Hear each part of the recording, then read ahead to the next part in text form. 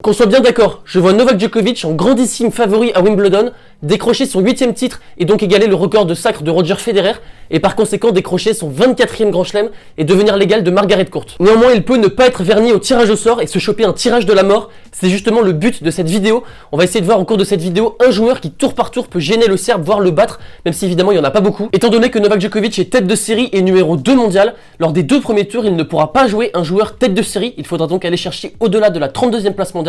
En revanche, dès le 3e tour, ça va se corser un petit peu pour lui, puisqu'il est tête de série, il va jouer un joueur classé entre la 25e place mondiale et la 32e place mondiale.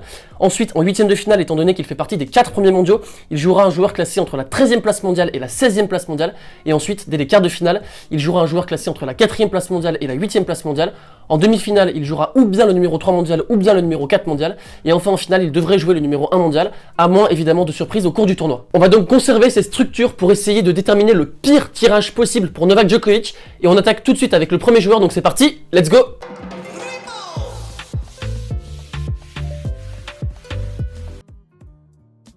L'un des pires tirages que pourrait se taper Djokovic au premier tour de Wimbledon, c'est face à son ancien rival qui n'est pas tête de série, qui est 38e mondial, c'est bien évidemment Andy Murray, qui est un vrai spécialiste sur gazon. En carrière sur gazon, Andy Murray, c'est 117 victoires pour seulement 27 défaites. Ça fait donc un ratio époustouflant de 81,3% de victoires.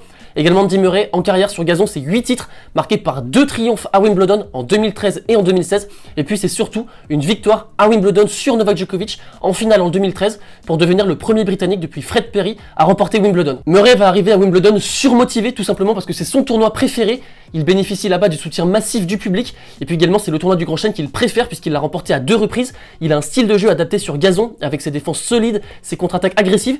Et puis surtout, plus récemment, à Roland-Garros, Andy Murray a fait le choix de ne pas s'aligner sur le Grand Chelem parisien afin de se donner toutes les chances d'aller loin à Wimbledon, un petit peu à l'époque de Roger Federer qui faisait ça, qui faisait le choix de zapper Roland-Garros pour se donner toutes les chances d'aller à Wimbledon.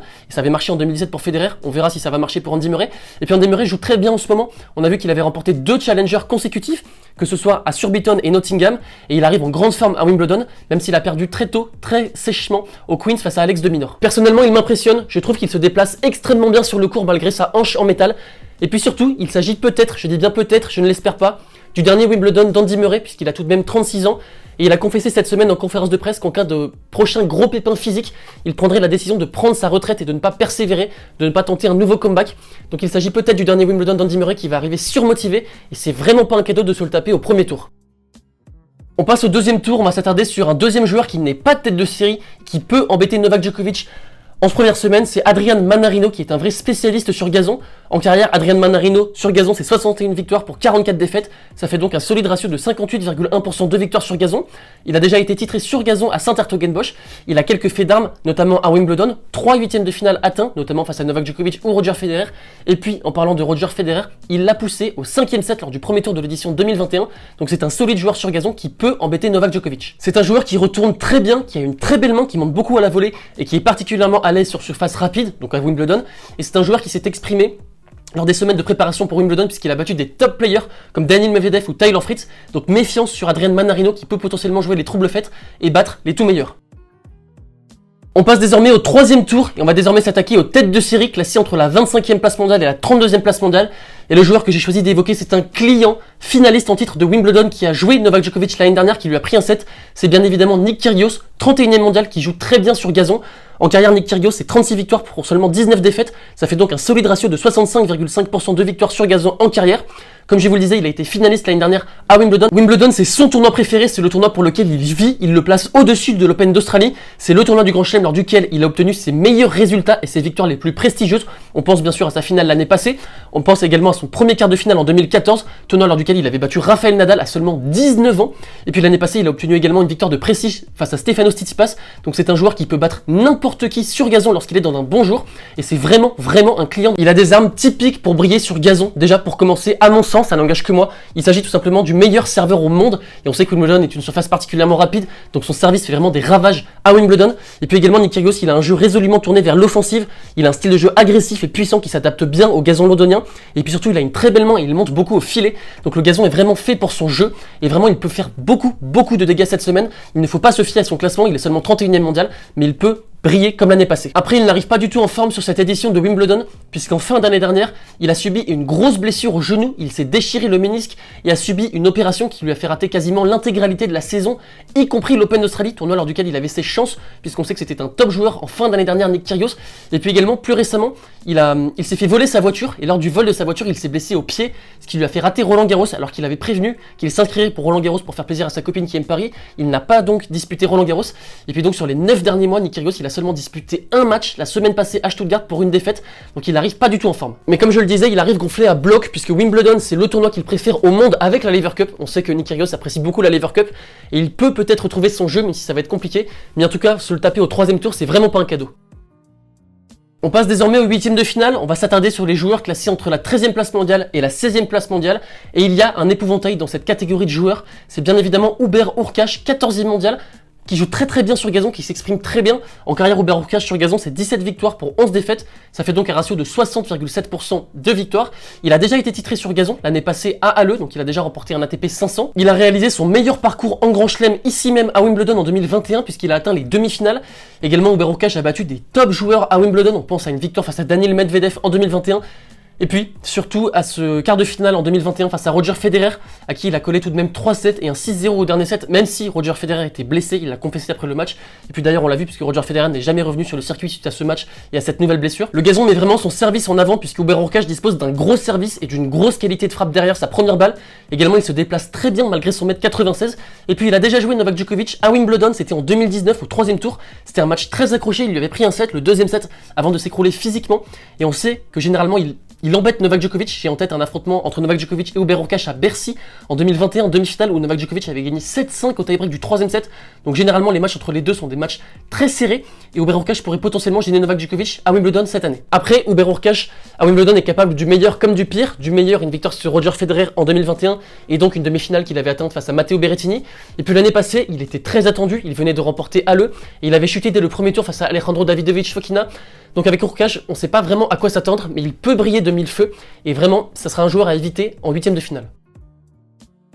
On passe désormais au quart de finale, les joueurs classés entre la 4e place mondiale et la 8e place mondiale, et le plus redoutable à mon sens, c'est 8e mondial, c'est Yannick Sinner qui joue bien sur gazon.